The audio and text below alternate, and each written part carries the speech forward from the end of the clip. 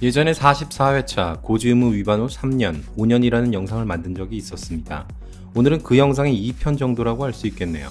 그 영상이 나간 후에 꽤 많은 반응들을 받았는데요. 오늘은 그 반응 중 하나를 다룰 겁니다. 보시기 전에 좋아요랑 구독 부탁드려도 될까요? 저번에 말씀드렸던 고지의무 위반 사례 그것 때문에 카톡들이 있는데요. 어떤 거 얘기하시는 건지? 그 5년 지나서 해지권도 없어지고 나서 청구했더니 보험사가 사기로 고발했다는. 아, 네. 그 정말이에요? 보험금이 얼마길래 그래요? 400만 원 조금 넘습니다. 근데 사실 그건 금액이 문제가 아니라 제척 기간이 지나서 전에 타보험사에 청구한 이력이 있어서 문제였습니다.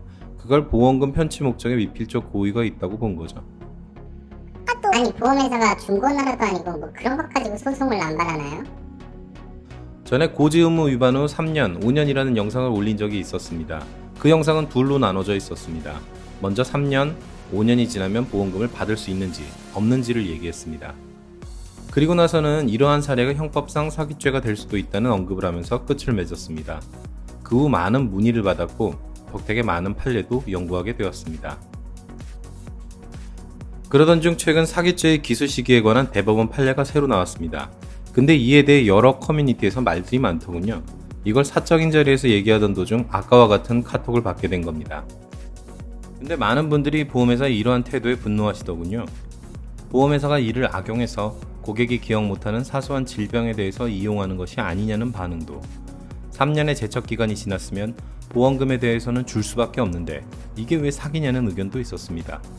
그 중에 앞권은 아무래도 보험사가 중고나라냐는 저 카톡의 반응이었습니다.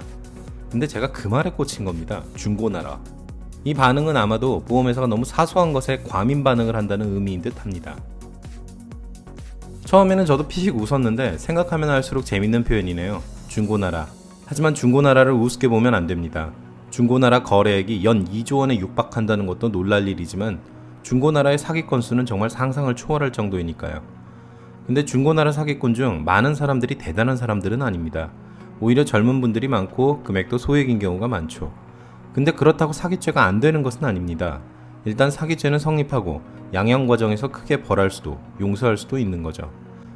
따라서 고지의무 위반에 대한 얘기도 이제 3년, 5년의 논쟁에서 벗어나서 전혀 다른 관점에서 봐야 합니다. 이러한 경향은 2016년 보험사기방지 특별법이 제정될 무렵부터 예측되기는 했습니다. 하지만 생각보다 훨씬 더 적극적입니다. 보험사고의 발생 자체를 조작하는 연성보험 사기만이 아니라 고지의무 위반까지 이러한 경향이 확대되고 있으니까요. 아직 이게 진행 중이라서 어떻게 될지는 지켜봐야 할 것 같습니다. 최근에서야 관련 판례 평석들이 쏟아지면서 연구가 활발히 이루어지고 있는 분야니까요. 오늘은 그래서 고지의무 위반과 사기죄와 관련된 몇 가지 경향만 짚어볼까 합니다.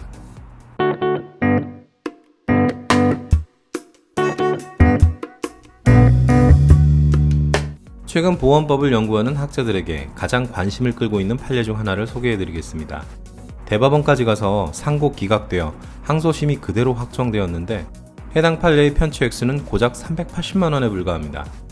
이에 대해 벌금 역시 고작 100만원이 부과되었지만 벌금 액수가 작다고 해서 사기죄가 성립하지 않은 것은 아닙니다. 사기죄는 성립했고 엄연히 형벌 중 하나인 벌금형이 부과된 것이죠. 즉 최근의 법원은 편취 금액이 작은 연성사기라고 하더라도 적극적으로 형법상 사기죄를 검토하고 있습니다. 보험 사기에 대해 형법상 사기를 적극적으로 인정하고 있는 법원의 태도는 민사 차원에서도 연결되고 있습니다. 그동안 형사 영역에서 보험 사기가 인정된다면 이것을 가지고 민사 영역인 보험 계약을 취소할 수 있느냐가 문제되었는데, 이제 더 나아가서 아예 민법 103조 위반으로 무효라고 한 판례가 등장했기 때문입니다. 사실 이 판례는 보험금 부정 취득 목적의 다수 계약에 대한 판례이며 중간에 수익자를 변경할 때 누가 부당이득의 반환의 주체냐, 이게 쟁점입니다. 하지만 계약의 효과와 그에 대한 판단 기준을 제시함에 따라 널리 응용될 수 있는 판례입니다. 결국 고지의무 위반에 대한 문제는 이제 해지권의 제척 기간이 3년, 5년을 경과했느냐의 문제가 아닙니다. 이제 새로운 국면으로 접어들었다고 봐야죠. 즉 보험 사기와 사기에 의한 계약 취소 및 부당이득 반환이 앞으로의 문제입니다. 여기에 아까 언급되었던 판례가 결합되면 문제가 더 커집니다. 2007년 이후의 범죄에 대한 사기죄의 공소시효는 10년입니다. 여기에 더해 영상 처음에 뉴스에 나왔던 대법원 판례를 보면 수개의 죄를 포괄 일죄로 하여 마지막 보험금을 청구하여 지급받았을 때 사기죄가 기수에 이른다고 했습니다. 어려운 말이지만 풀어서 얘기하자면 마지막 보험 청구로부터 10년까지 사기죄가 성립할 수 있다는 겁니다. 도대체 가늠할 수 없는 시기까지 그 문제가 이어질 수 있는 셈이죠. 갈수록 태산이죠.